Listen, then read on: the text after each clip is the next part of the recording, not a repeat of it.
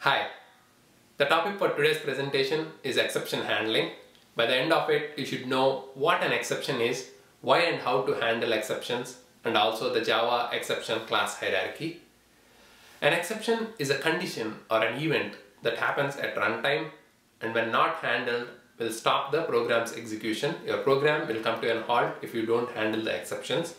In Java, we use the try-catch block to handle exceptions. Any code that you think might cause an exception will go into the try block and you handle the exception within the catch block. For example, if your application is reading a file from your local file system and if this file was accidentally deleted by another application, now JVM throws a IO exception, the input output exception, and you can handle the same within the catch block.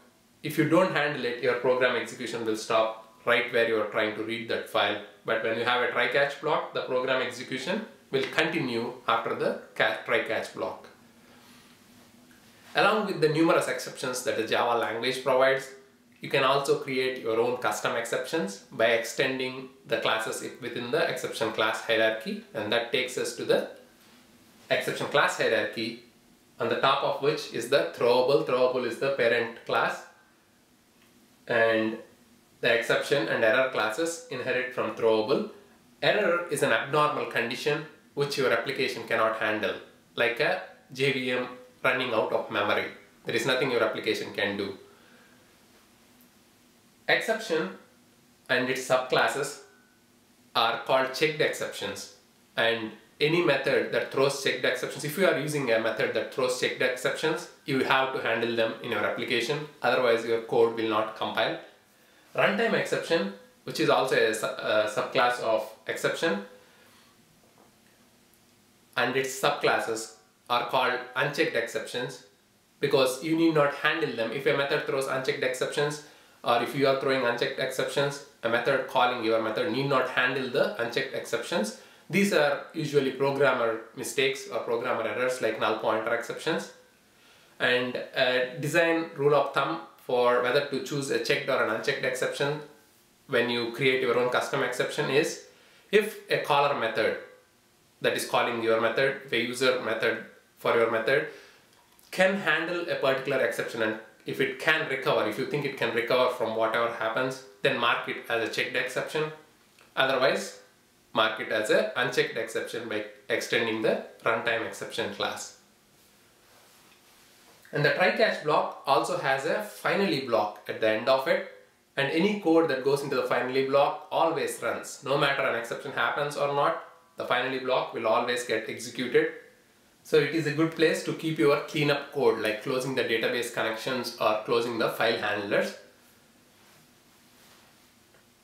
To summarize, now you know what an exception is. It's a runtime condition which, if not handled, will halt the program's execution. You also know how to handle it using the try-catch block, and also how to come up with your own custom exceptions by extending the exception or the runtime exception classes.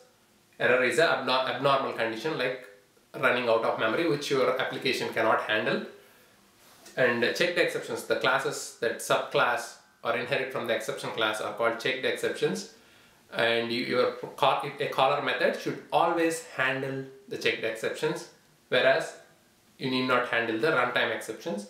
And when you come up with your own custom exceptions, a design decision that you have to make, and to make this design decision of whether choosing a runtime or checked exception is, if the caller method can recover from the exception, then you mark it as a checked exception, otherwise you mark it as a runtime exception.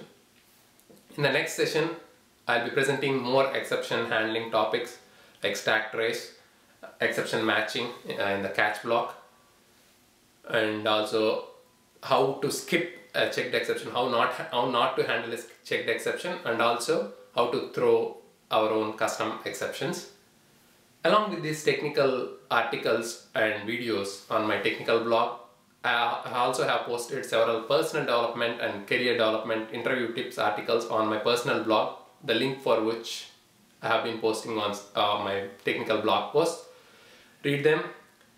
Do share your feedback by emailing to bharathsblog@gmail.com. Until the next session, keep sharing and learning. Thanks for watching.